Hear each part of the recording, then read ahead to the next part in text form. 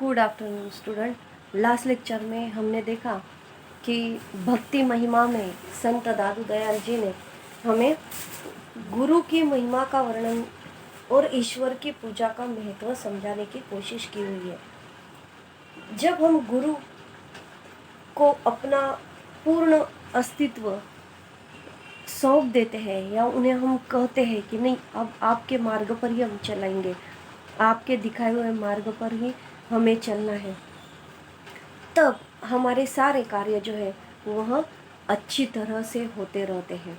यानी हर व्यक्ति को जिंदगी भर शिष्य बनकर रहना होगा, और जो व्यक्ति हमेशा शिष्य बनकर ही रहता है वही व्यक्ति नया नया कुछ हमेशा सीखता रहता है, उसकी सीखने की इच्छा होती है, और वही व्यक्ति आगे जाकर बहुत बड़ा उद्देश्य हासिल कर सकता है।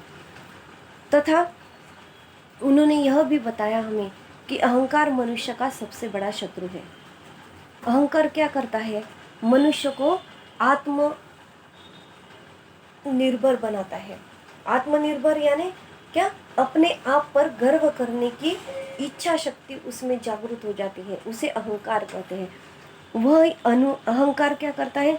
मनुष्य को उसकी प्रगति रोक देता है, उन्नति रोक देता है, उसका उद्दिष्ट उसे हासिल करने के लिए नहीं जाने देता है। थोड़ा सा जो यश उसे मिल जाता है, थोड़ी सी उन्नति उसे मिल जाती है, उसमें ही वह खुश होकर मुझे बहुत बड़ा कुछ मिला हुआ है, इस व्यवधान में वह रहता है, और अहंकार उसका बढ़ जाता है। गर्व की भावना उसके मन में आ जाती है, और वही गर्व की भावना सबसे बड़ा शत्रु मनुष्य का है। तो कभी भी अपने मन में अहंकार नहीं आने देना चाहिए, क्योंकि हमें हमारा शत्रु नहीं चाहिए।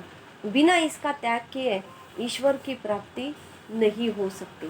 अहंकार को छोड़े बगैर, अहंकार का त्याग किए बगैर हमें कभी भी ईश्वर की प्राप्ति नहीं हो सकती। तो यह सब कुछ दादू दयाल जी ने अपने इन दोहों में हमें बताने की कोशिश की है। तो हमने लास्ट आसिका में यह देखा था, अभी हमें देखना है कि यह दोहे किस प्रकार के हैं। पहला दोहा हमने उसका स्पष्टीकरण शायद देखा था, फिर से हम स्टार्ट करते हैं। माखन मन पाहन भया, माया रस पिया, पाहन मन माखन भया, रास राम रस लीला लिया। माखन यानी मक्खन, पाहन यानी प्रहार या पत्थर। तो अभी यहाँ पर हमें पाहन का अर्थ पत्थर ऐसा लेना है कि वहाँ पर कवि ने हमें समझाया है इन दोनों पदों में कि जो व्यक्ति माया मोह के जाल में फंसा हुआ होता है, माया मोह अंधश्रद्धा रूढ़ी परंपराओं से जकड़ा हुआ होता है, और लालसा हमेशा उसके मन में जब भरी हुई रहती है, तो माया रस पिया, जो माया मोह में फंसा हुआ रहता है, वह व्यक्ति पत्थर दिल बन जाता है। उसका दिल पत्थर के जैसा हो जाता है, और वह व्यक्ति पत्थर दिल होने के कारण किसी के भी मुलायम हृदय को, मुलायम विचारों को, अच्छे विचारों को वह कभी भी अच्छा नहीं कहता है। तो पाहन मन माखन भया, पत्थर मन जो होता है वह भी जब हम राम रस लिया, जब हम राम, प्रभु राम कहिए या किसी भी भगवान की पूजा में जब हम लीन हो जाते हैं, राम रस, रस यानी उसको हम दिल से, मन से, आत्मा से जब हम किसी परमेश्वर की भक्ति करते हैं, तो पत्थर दिल भी मक्खन के जैसा बन जाता है। ऐसा कवि ने यहाँ पर हमें समझाया है। माया क्या करती है? माया मोह हमें माखन दिल से पत्थर दिल बना देता है, और जो हम भक्ति करते हैं, राम की भक्ति करते हैं, कृष्ण की भक्ति करते हैं, परमेश्वर का नाम स्मरण करते हैं, तो पत्थर दिल भी माखन के जैसा पिघल जाता है। यह पहले दो पदों का अर्थ हुआ। यानी हमें कैसा रहना चाहिए? माया मोह में हमें फंसना चाहिए नहीं, बिल्कुल भी नहीं फंसना चाहिए। हमें जो भी समय मिलता है, जितना भी समय मिलता है, उस समय में हमें परमेश्वर की भक्ति करनी चाहिए। नहीं कुछ किया तो परमेश्वर का नाम हम लेते रहेंगे तो भी हमारा दिल स्वच्छ और साफ हो जाएगा, माखन के जैसा मुलायम हो जाएगा और हमारे अंतर्गत सब पॉजिटिविटी आ जाएगी। नेक्स्ट पद में क्या कहा है देखिए, जहाँ राम तहे मैं नहीं, मैं तहाँ राम नहीं, नहीं राम। दादू महल बारीक है, दुए क्यों नाही ठाम। मैं यानी अहंकार, मैं यानी अहंकार, बारीक यानी साकरा, साकरा यानी छोटा सा रास्ता, दवे यानी दोनों, माया और राम, ठाम यानी स्थान, जगह। तो अभी देखिए यहाँ पर क्या कहा है कवि ने इस पद में, जहाँ राम तहे मैं नहीं, यानी जहाँ पर राम की भक्ति होती है, कृष्ण की भक्ति होती है, जहाँ पर परमेश्वर को पूजा जाता है, वहाँ पर मैं यानी अहंकार कभी भी नहीं आता है। अहंकार को स्थान बिल्कुल नहीं है। इसलिए हमें हमेशा परमेश्वर की भक्ति में लीन होना चाहिए, ऐसा इस पद में कहा गया है। जहाँ राम है, जहाँ राम है, जहाँ भक्ति है, जहाँ परमेश्वर है, वहाँ पर अहंकार और गर्व कभी भी सामने नहीं आता है, वह आता ही नहीं है। अदृश्य स्वरूप में भी वह सामने नहीं होता है। मैं तहे नाही राम, और जहाँ पर अहंकार और गर्व की भावना होती है, मोह माया जाल होता है, वहाँ पर राम कभी भी नहीं होते हैं। उस स्थान पर परमेश्वर का निवास कभी भी नहीं होता है। दादू महल बारीक है, दादू महल बारीक है यानी छोटा सा ही परमेश्वर का नाम स्मरण करना, परमेश्वर की भक्ति करना, यह बहुत ही छोटे सा काम है, सांकरा है, छोटा सा है। दवे क्यों नहीं ठाम, इसलिए कवि ने कहा है कि जिस स्थान पर दोनों होते हैं, दोनों एक जगह पर तो रुक ही नहीं सकते हैं। दुए क्यों नहीं ठाम, एक स्थान पर माया और मोह और राम, यह एक जगह पर कभी भी नहीं रहते हैं। एक तो अहंकार और गर्व रहेगा, या तो फिर राम और कृष्ण रहेगा, परमेश्वर रहेगा। और जहाँ पर परमेश्वर रहेगा, वहाँ पर किसी को भी किसी भी प्रकार की तकलीफ का सामना नहीं करना पड़ेगा। इसलिए जहाँ पर राम है, वहाँ पर अहंकार नहीं है। जहाँ पर अहंकार है, मोह माया है, वहाँ पर राम बिल्कुल भी नहीं है। क्योंकि राम दादू महल बारीक है, छोटा सा रास्ता है। भगवान ने कहा है कि हमारा हृदय कैसा है, छोटा सा है, और उस छोटे से हृदय में हमें अहंकार को बिठाना है या परमेश्वर को बिठाना है, यह हमारे ऊपर निर्भर है। और यदि हम परमेश्वर को हमारे हृदय में स्थान देते हैं, तो अहंकार बिल्कुल भी हमारे शरीर से, मन से, दिल से बाहर निकल जाएगा और कभी भी वापस हम मोह माया में नहीं फंसेंगे। ठीक है, यह दूसरा पद हमारा पूर्ण हुआ। नेक्स्ट पद देखिए क्या कहा है कवि ने तीसरे पद में हमें, दादू गावे सूरती सौ, बाणो बाजे ताल, यहू मन नाचे प्रेम सो, आग्यो दीन दयाल। सुरती यानी स्मरण करना, याद करना, दीन दयाल यानी परमात्मा। तो इस पद में क्या कहा है कवि ने हमें, प्रभु प्राप्ति में अहंकार बहुत ही बड़ी बाधा है। ईश्वर कीर्तन में दादू मग्न हो जाते हैं। क्या कहा है, दादू गावे सूरती से सो, दादू क्या गाते हैं, दादू दयाल हमेशा प्रभु का नाम स्मरण करते हैं, प्रभु की याद करते हैं। बाणी बाजे ताल, और शब्द जो होते हैं उन शब्दों में हमेशा परमेश्वर का ही नाम स्मरण सुनाई देता है। दादू दयाल के शब्दों में उनकी वाणी, वाणी यानी वाणी, उनके शब्द से क्या सुनाई देता है? हमेशा भगवान की भक्ति के शब्दों की श्रृंखला सुनाई देती है। यहू मन नाचे प्रेम सो। और जब दादू दयाल कहते हैं कि जब हम परमेश्वर की भक्ति करते हैं, उसका नाम स्मरण लेते हैं, तब हमारा मन जो कहता है परमेश्वर भक्ति में, उन को हम शब्दों में व्यतीत करते हैं। और शब्दों में जब व्यतीत होता है तो हमारा मन जो है वह प्रेम से नाच उठता है, गूंज उठता है, और परमेश्वर की प्राप्ति हमें हो जाती है। तो हमेशा हमें परमेश्वर की, परमात्मा की, दीन दयाल की यदि प्राप्ति करानी है, उसका आशीर्वाद हमारे सिर पर हमेशा होना चाहिए, ऐसे हमें लगता है, तो हमेशा हमारी वाणी, हमारे शब्द अच्छे रखना ज़रूरी है। उसका संतुलन कभी भी हमें नहीं खोने देना है, तभी जाकर हम इस विश्व के प्रेम को अपना सकते हैं। ईश्वर कीर्तन में दादू मग्न हो जाते हैं। उनको ऐसा लगता है कि उनके मुंह से ताल बजने की आवाज़ आ रही है, उनके प्रभु उनके समक्ष प्रस्तुत खड़े हैं।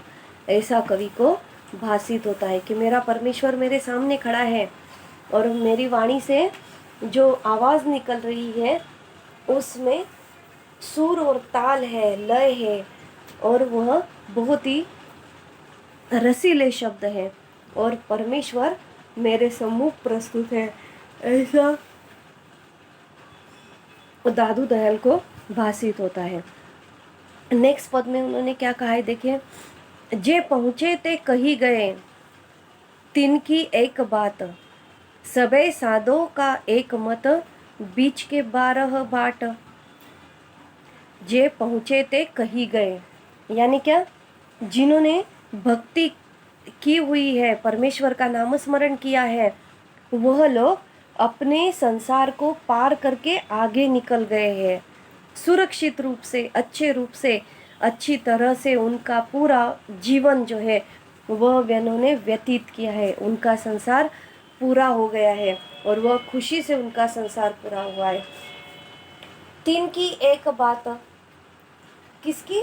तो गुरु की एक बात मानने से जीवन की नैया पार हो जाती है, जीवन का, संसार का सारा काम पूरा हो जाता है। सबे साधों का एक मत, और प्रभु स्मरण के अतिरिक्त संसार पार के अन्य मार्ग केवल भ्रम है। कवि ने वह भी यहाँ पर बताया है कि जब हम परमेश्वर की प्राप्ति करानी है, हमारे संसार को पार करना है, संसार का सारा सुख उपभोगना है, तो हमें गुरु ने बताए हुए, परमेश्वर के बताए हुए मार्ग पर हम चलते हैं तो सब कुछ हमें प्राप्त हो जाता है। लेकिन जब हम प्रभु के बताए हुए मार्ग से अलग मार्ग पर जब हम चलते हैं तो वह मार्ग हमारे लिए सिर्फ भ्रम निर्माण करता है, गलत रास्ता निर्माण करता है, गलत मार्ग हमें दिखाता है, हमें कुछ भी हासिल नहीं होता है, कुछ भी प्राप्ति नहीं होती है। हम हताश हो जाते हैं, निराश हो जाते हैं, और हमारे हाथ में कुछ भी अच्छी बातें नहीं आती है। इसलिए कवि ने कहा है कि जे पहुँचे ते कही गए, जिन्होंने सुना, जिन्होंने किया, परमेश्वर की भक्ति की, परमेश्वर का नाम स्मरण किया, वह अपनी संसार की नैया पार लेकर गए हैं, उद्दिष्ट हासिल कर लिया है। लेकिन जिन्होंने नहीं सुना, वह संसार के इस मार्ग में केवल भ्रम में ही फंसे हुए हैं। प्रेम ही जीवन और संसार का सार है। और क्या है? सबे साधों का एक मत, बीच के 12 बाट। बीच का जो रास्ता है, कुछ लोग ये बताते हैं, वो बताते हैं, इस रास्ते से जाओ, उस रास्ते से जाओ, ये अच्छा है, वो अच्छा है, लेकिन नहीं है। 12 भटके हुए लोग हमें कुछ भी बताएंगे, लेकिन हमें ऐसा नहीं करना है। हमें सच्चे अच्छे परमेश्वर भक्ति के मार्ग पर ही चलकर अपनी जीवन की नैया पार लेकर जाना है। रास्ता भटकना नहीं है, भ्रमिष्ट रूप में हमें नहीं रहना है। प्रेम ही जीवन और संसार का सार है। दादू पाती प्रेम की, बिरला बाँचे कोई, वेद पुराण पुस्तक पढ़े, प्रेम बिना क्या होई। कवि ने यहाँ पर हमें यह भी बताया हुआ है कि आप दादू पाती प्रेम की, बिरला बाँचे कोई, पढ़ना, वेद पुराण पुस्तक पढ़े। आप कितने भी वेद पुराण पढ़ लो, कितनी भी पुस्तकें पढ़ लो, कुछ भी करो, लेकिन प्रेम के जो अक्षर है, उन अक्षरों को यदि हम नहीं समझ पाएंगे तो हमारा यह जीवन पूरी तरह से निरर्थक है। यानी प्रेम नहीं तो संपूर्ण वेद वेदांत का अध्ययन करना भी निरर्थक है। यदि हमें वेद और पुराण पढ़ने हैं तो हमें प्रेम का मार्ग अपनाना चाहिए। प्रेम प्यार हमेशा सबको बांटना चाहिए, तभी हमें मिलता है, वरना हम जो देते हैं वही हमें वापस मिलता है। फिर हम अच्छा देंगे तो हमें भी अच्छा ही मिलेगा, हम बुरा देंगे तो हमें भी बुरा ही मिलेगा। इसलिए दादू पाती प्रेम की, बिरला बाँचे कोई। कोई कितना भी कुछ पुराण पढ़ ले, वेद पढ़ ले, बड़ी बड़ी भगवान की किताबें पढ़ ले, लेकिन प्रेम के बिना सब कुछ निरर्थक है, प्रेम के बिना सब कुछ अधूरा है। यह कवि ने यहाँ पर हमें समझाया हुआ है। तो प्रेम नहीं तो संपूर्ण वेद वेदांत का अध्ययन निरर्थक है। वेद पुराण की व्याख्या करने वाले जाने कितने लोगों ने कितने कागज भर डाले, यानी कितने कागज भर डाले, कितना भगवान के ऊपर, परमेश्वर के ऊपर सभी लोगों ने बहुत कुछ लिखा हुआ है। लेकिन कवि ने कहा है कि उस कागज पर बहुत सारे लोगों ने सब कुछ लिखा है, लेकिन प्रभु का सानिध्य उनको नहीं मिल पाया है। प्रभु का सानिध्य उन्हें नहीं मिला हुआ है। कागज काले करी मुए, केते वेद पुराण, एके आखर पीव का, दादू पढ़े सुजान।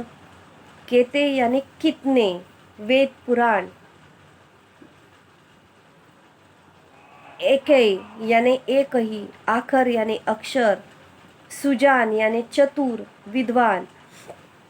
तो कवि ने क्या कहा है अभी यहाँ पर कि जिसने प्रभु प्रेम का अक्षर आत्मसात कर लिया वह पंडित हो गया।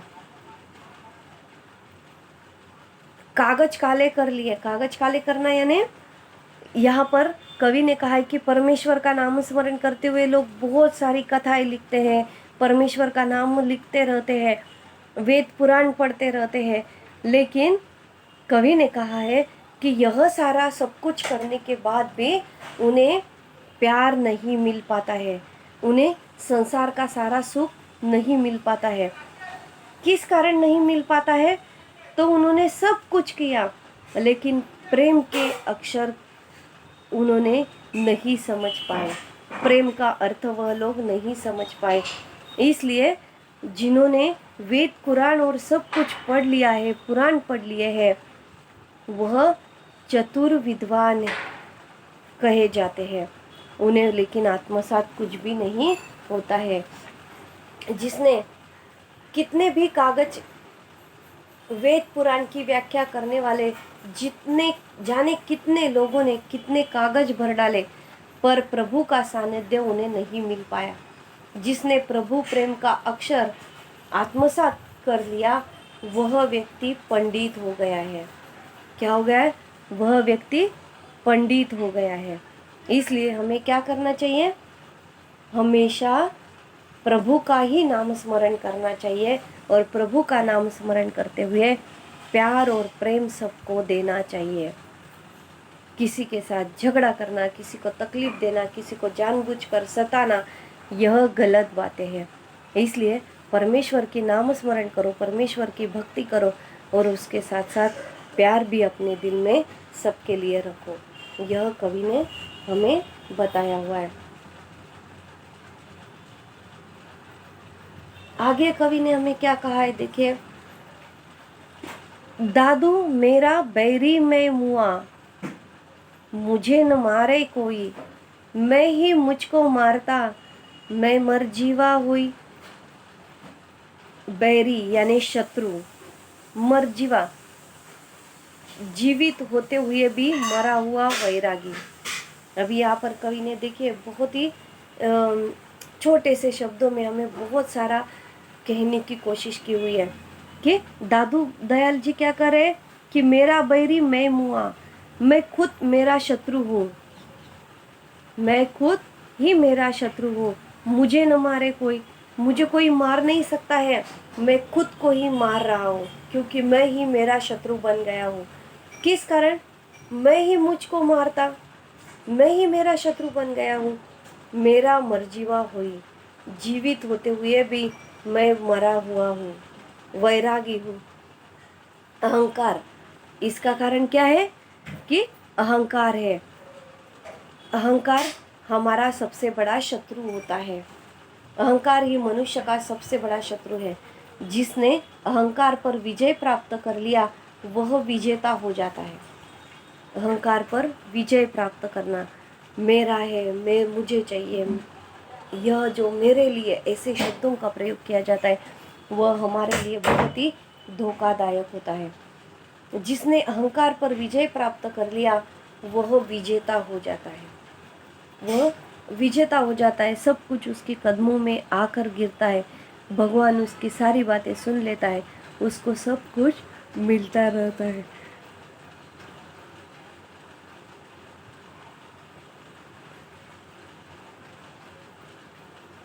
जिसने अहंकार पर विजय प्राप्त कर लिया वह विजेता हो जाता है। परमात्मा जिसका हाथ पकड़ लेता है। अभी देखिए, जब हम परमेश्वर की बहुत भक्ति करते हैं, उसको हम मानते हैं, पूछते हैं, अपने मन में, दिल में उसको रखते हैं और सबको प्यार बांटते हैं, तो परमेश्वर हमारे ऊपर अपना आशीर्वाद कायम रखता है। लेकिन जो लोग परमेश्वर को भूल जाते हैं उन लोगों की परमेश्वर कभी भी रक्षा नहीं करता है। इसलिए परमेश्वर को हमें कभी भी भूलना चाहिए। जैसे जब भी जितना भी समय मिलता है उन थोड़े से भी समय में यदि आप एक जगह पर बैठकर परमेश्वर का नाम स्मरण करेंगे तो आपको सब कुछ प्राप्ति हो जाती है। तो नेक्स्ट पद में कवि ने क्या कहा है, जिनकी रक्षा तू करे ते उबरे करतार, जे ते छाड़े हाथ थे ते डूबे संसार। करतार, करतार यानी रक्षा यानी रक्षा करने वाला, करतार यानी सृष्टि करता और संसार यानी मोह माया जाल। उसमें कवि ने हमें क्या कहा है, देखिए फिर कि जिसने अहंकार पर विजय प्राप्त कर ली है, जिसने अहंकार पर विजय प्राप्त कर ली है वह विजेता हो जाता है। और विजेता होने के बाद परमात्मा जिसका हाथ पकड़ लेता है वही इस संसार रूपी सागर से पार हो सकता है। परमेश्वर का साथ हमें हमेशा मिलना चाहिए। इसलिए परमेश्वर की भक्ति, परमेश्वर का नाम स्मरण करना हमारे लिए बहुत ही महत्वपूर्ण होता है। तो कवि ने कहा है कि जो मेरा नाम स्मरण करता है, जो मेरी पूजा अर्चा करता है, जो मुझे दिल से, मन से चाहता है, उसकी मैं हमेशा रक्षा करता हूँ। उसे किसी भी प्रकार की तकलीफ मैं नहीं होने देता हूँ। इसलिए परमेश्वर जिसका हाथ पकड़ लेता है उसी व्यक्ति को वह संसार रूपी नैया में बिठाकर सागर के उस पार तक लेकर जाता है।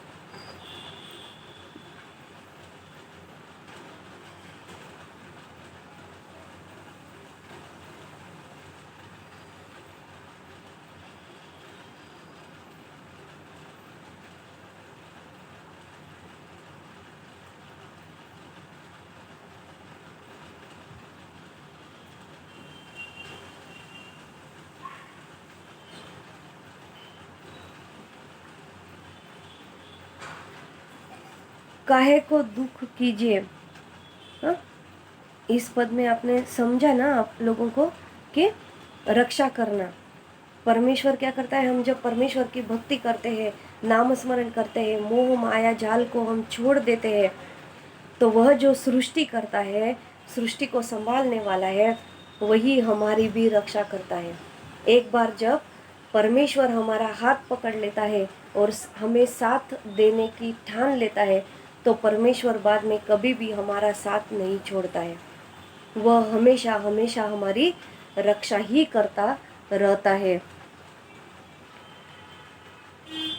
शेष तो भवसागर में डूब ही मरते हैं, सज्जन व्यक्ति ही प्रभु कृपा का पात्र होता है। इसलिए काहे काहे का दुख लीजिए, साई है सब माही, दादू एके महात्मा, दूजा कोई नहीं। इस पद में कवि हमें यह बताना चाहते हैं कि परमेश्वर ने हमारा हाथ पकड़ लिया है, वही इस संसार रूपी सागर से पार हो गया है। शेष इसी व्याख्या में डूब ही मरते हैं। सज्जन व्यक्ति प्रभु कृपा का पात्र होता है। काहे को दुख दीजिए, साई है सब माही, दादू एके आत्मा, दूजा कोई नहीं। यहाँ पर कवि क्या बता रहे हैं हमें कि आत्मा में परमात्मा का निवास होता है, आत्मा में परमात्मा का निवास होता है। इसलिए किसी को भी किसी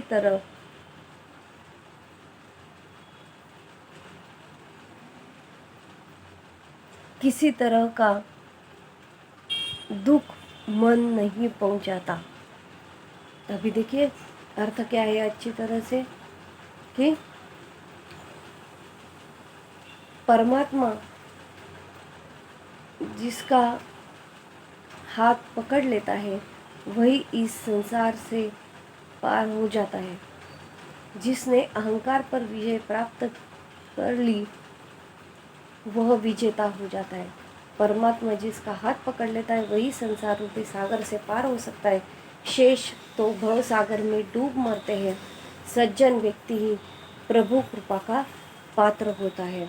सज्जन व्यक्ति को हमेशा परमेश्वर सहायता करता है, उसे वह साथ देता है, गलत कामों से उसे वह दूर रखता है।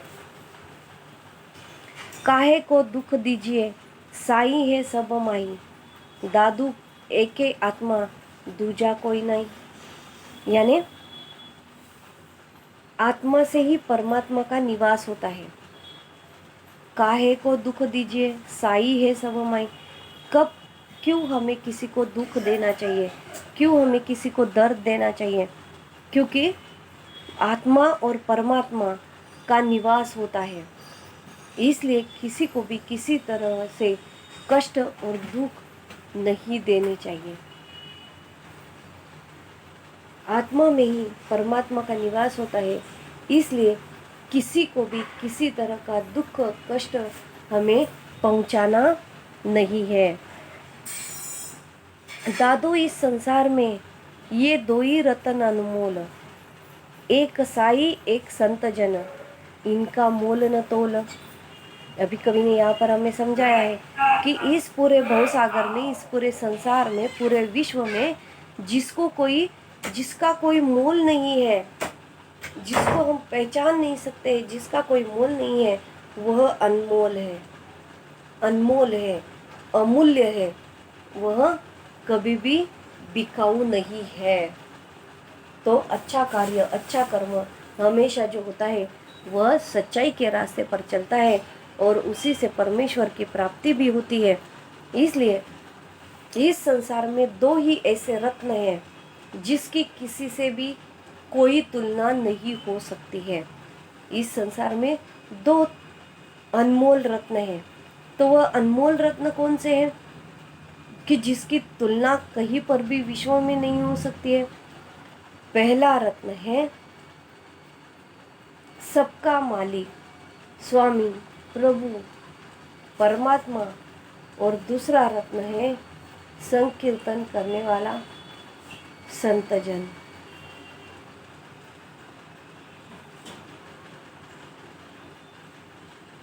तो इस संसार में ये दो रत्न अनमोल, दो रत्न अनमोल है। उन दो एवं कोई एक संत जन इनका मोल न तोल। इस संसार में दो ही ऐसे रत्न हैं जिनकी किसी से भी कोई तुलना नहीं होती है। पहला रत्न है सबका मालिक स्वामी प्रभु परमात्मा, और दूसरा रत्न है संकीर्तन करने वाला संत जन। इन्हीं दो रत्नों के बल पर, सामर्थ्य पर जीवन और जगत सुंदर बन जाता है। ये दोनों ही रत्न ऐसे हैं जिनका मोल तोल कभी भी नहीं होता है। तो संत दादू दयाल जी ने हमें गुरु का महत्व, परमेश्वर भक्ति का महत्व यहाँ पर समझाने की कोशिश की है। तो संकीर्तन करने वाले व्यक्ति परमात्मा, और दूसरा रत्न है संकीर्तन करने वाला संत जन, और पहला रत्न है सबका मालिक स्वामी और प्रभु परमात्मा। यह दोनों रत्न जिनके पास होते हैं वह व्यक्ति को किसी भी बात की कभी भी कमी महसूस नहीं होती है।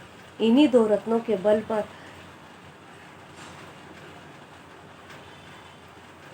आत्मविश्वास के साथ, सामर्थ्य पर जीवन और जगत सुंदर बन जाता है। ये दोनों ही रत्न ऐसे हैं जिनका कहीं पर भी मोल नहीं है। तो यहाँ पर हमारी यह संत दादू दयाल जी की जो दोहे हैं वह भक्ति भावना के दोहे हमने पूर्ण किए हुए हैं। उसका अर्थ मैंने आपको समझाया हुआ है। टेक्स्ट बुक में कुछ शब्दार्थ दिए हुए हैं, उनको आपको देखकर, पढ़कर, लिखकर रखना है। और जो इस पद्य रचना के बाद जो स्वाध्याय दिया हुआ है वह स्वाध्याय भी आपको पूर्ण करना है। सूचनाओं के अनुसार कृतियाँ पूर्ण कीजिए, अंतर स्पष्ट कीजिए, मध्य रस क्या है और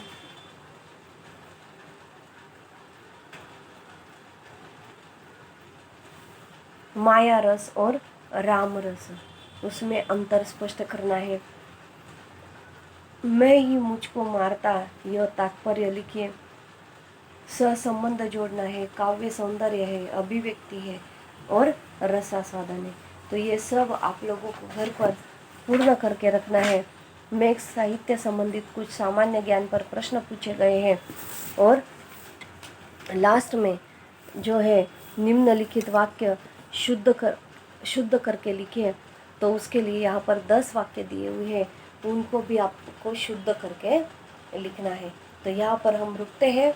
नेक्स्ट लेक्चर में, नेक्स्ट आसिमाका में हम बाल लीला, संत सूरदास जी की काव्य रचना है।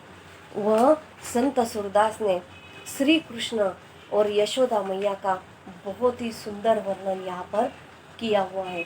तो वह हम नेक्स्ट लेक्चर में देखते हैं। अब हम यहाँ पर रुकते हैं। ठीक है, थैंक यू सो मच।